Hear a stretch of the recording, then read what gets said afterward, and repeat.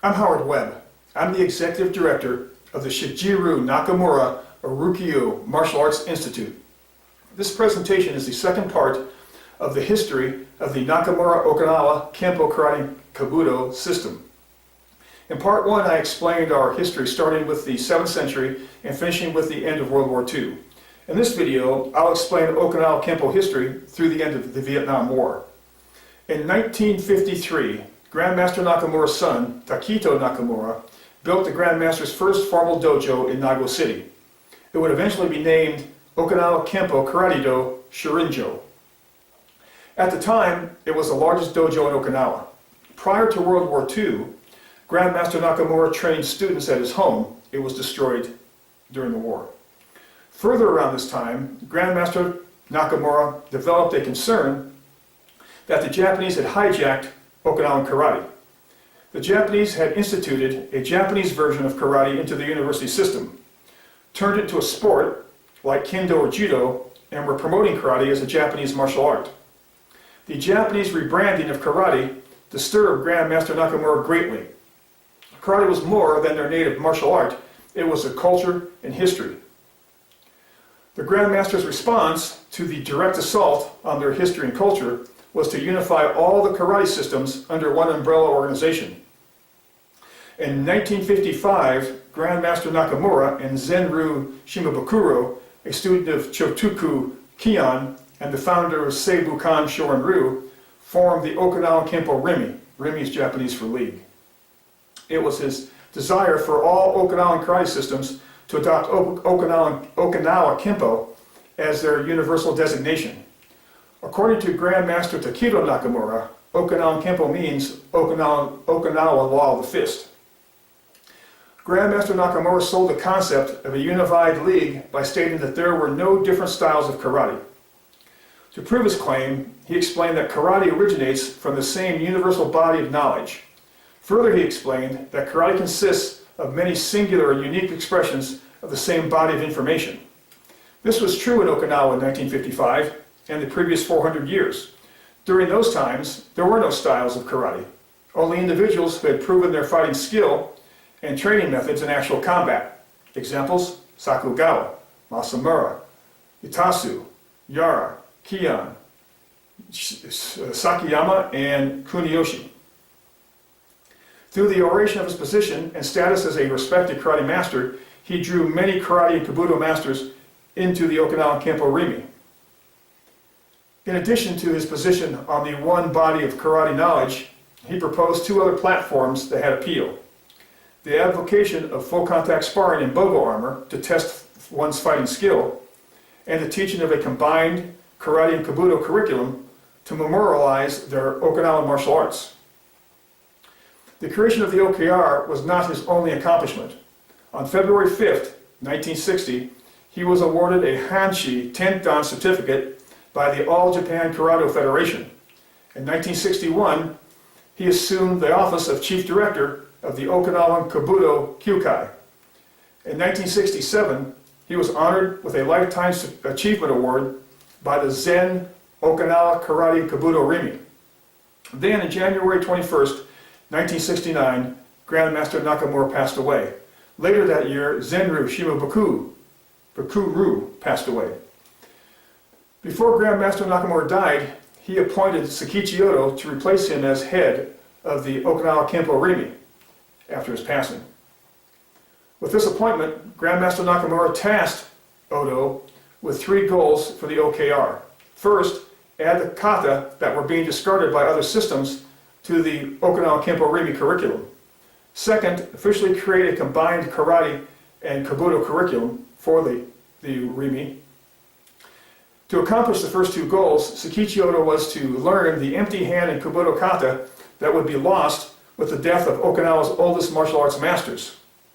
Then, of course, the third goal, promote karate as a uniquely Okinawan martial art to the Western world to counter the Japanese propaganda that karate was Japanese. Unfortunately, without Nakamura and Shimabuku at the helm of the OKR, it collapsed due to petty jealousies and political infighting. Since he wanted all Okinawan karate systems to use Okinawan Kenpo as their official designation, he mandated that term to be used for his family's martial art. His death ushered in a new era of Okinawan Kenpo. There are many different versions of what happened next. In one version, Grandmaster Nakamura's most senior student, Horatio Maruzatu, received his Hanshi certificate and was appointed as successor to the Okinawa Kenpo Karate-do Rimi. Later he resigned as successor because he believed the Grandmaster's son, Takido, should hold that position. In another version, Takido Nakamura is designated as the head of the OKR, but passes the successorship to Tsukichi Odo because he believed Odo was the best of the existing sensei. According to Grandmaster Takido Nakamura, his father selected Odo to be the next leader of the OKR because he believed that Odo personified what his father wanted for Okinawan karate. Under Grandmaster Shigeru Nakamura, the OKR and the Okinawan Kenpo system had blended as one. When it became obvious that the OKR would dissolve, leaving only the Okinawa Kenpo system, Grandmaster Takedo Nakamura determined Odo should remain as chief instructor of the system until Odo's death. Then the Grandmaster would resume the role of chief instructor, and his son, Yashushi, would assume both roles after Takedo's death. According to Okinawan tradition, the Grandmaster position can only be inherited, not appointed. So Odo could only be chief instructor of the Nakamura family martial art. After the dissolution of the OKR, Grandmaster Takamura asked Sensei Odo to carry forth his father's 3 goals using his family's martial art. Sensei Odo would learn the additional empty hand and Kobudo kata and then teach them to Grandmaster Takedo Nakamura and the other loyal senior Okinawan Kenpo sensei. Sensei Odo integrated the additional empty hand and Kobudo kata with the same process that Grandmaster Shiro Nakamura used to modify the 5 Pinan kata so they would conform with his family martial art. The Nakamura family martial art is fundamentally different from Shorin-ryu, Guju-ryu, and Witsi-ryu. It looks like it's pronounced Yuchi, but it's actually Witsi in Okinawan. Our stances and kicks are slightly different. Our blocks are more efficient. Our punches do not corkscrew. If you know that, in most karate styles, it goes inverted and it twists, suddenly at the end. Ours doesn't. Ours comes out and then goes forward. So it actually starts here and comes forward. If you ever watch Sensei Odo do kata, it becomes very distinct. That's the way he punches.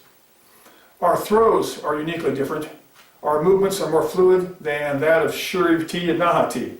Our different technique delivery reflects our system in totality. This is why our kata are performed differently than the same kata taught by other karate and Kobudo systems. This is not by some misguided fluke. It is by design.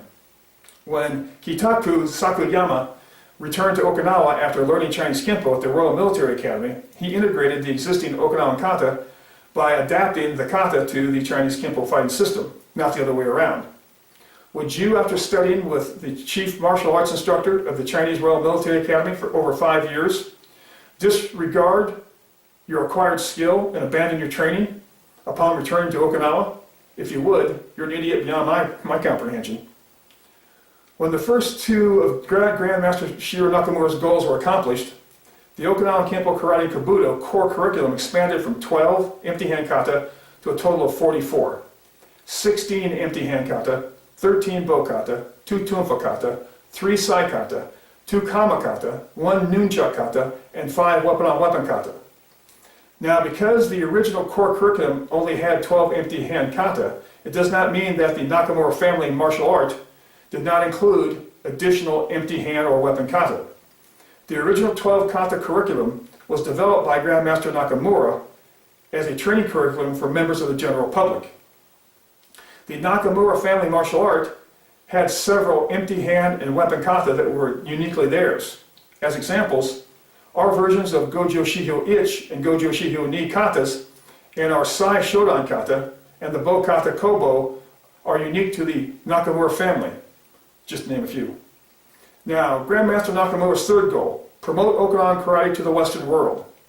Let's put this challenge in context. The Japanese had taken Okinawan karate, simplified it, made it a sport, integrated it to their university system.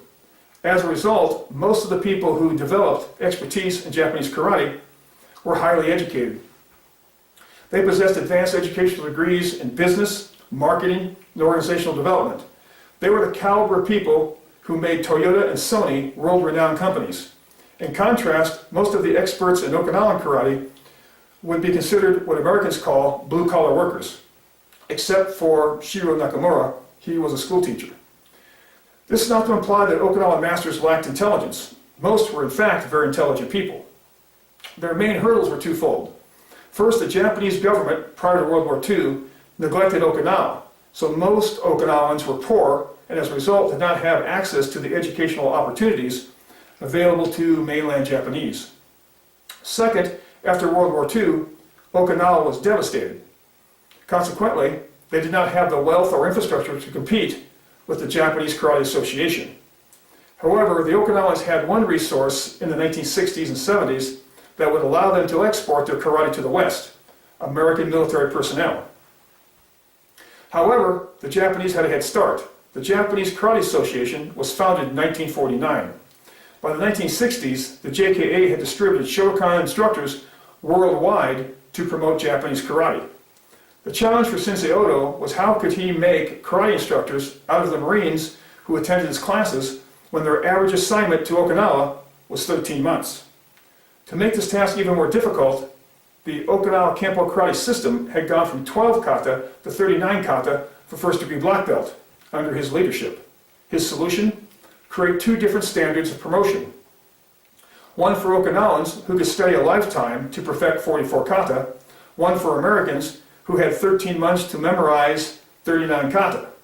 With the American standard, just the moves of the kata would be taught with a rudimental understanding of it.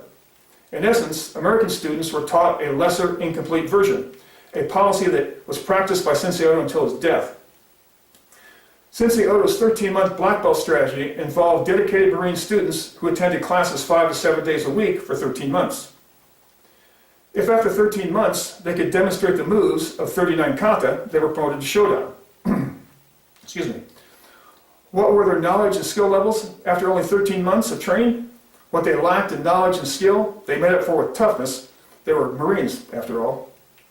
As a result, Sensei Odo sent a new, freshly minted batch of karate instructors to the United States and beyond every 13 months. However, the production of 13-month Shodans was frowned upon by the other Okinawan masters. Sensei Flores, who speaks Okinawan, was cleaning Sensei Odo's dojo when a group of concerned masters came to challenge Sensei Odo about his 13-month black belt policy. The master did not know that Sensei Flores understood Okinawan, so they spoke freely about their concerns. Sensei Odo explained to them that promoting Marines to Shodan after 13 months of training was his strategy for marketing Okinawan karate to the West. The masters argued that there was no way he could create a quality martial artist, much less a quality karate teacher in 13 months. Sensei Odo acknowledged that fact. However, he justified his strategy by reminding them that Okinawa has always been an occupied country, first by the Chinese, then the Japanese, then the Americans, and then the Japanese again. Okinawan karate is and always will be Okinawan. Further, he stressed that karate is their history, culture, and way of life.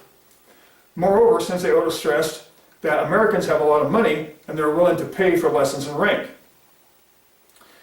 If they learn the required kata and receive a black belt rank, though they may not be very good, if they continue to practice what and how we taught them, for 10 years they will grow into the rank.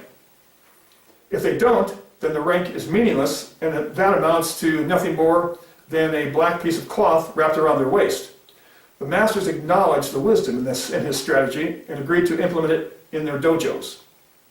So now you know that Sensei Odo is responsible for the 13-month black belt American karate champions like Mike Stone, Joe Louis, Chuck Norris, and Bill Wallace. So that concludes part 2 of the history of Nakamura Okinawa Kenpo karate and Kobudo. In part 3, I will explain the long-term impact that Sensei Odo's lesser American standard for belt rank promotion has had on this martial art. I hope you found this information interesting. Thank you for tuning in. Train hard. I'll see you on the next video. Thanks.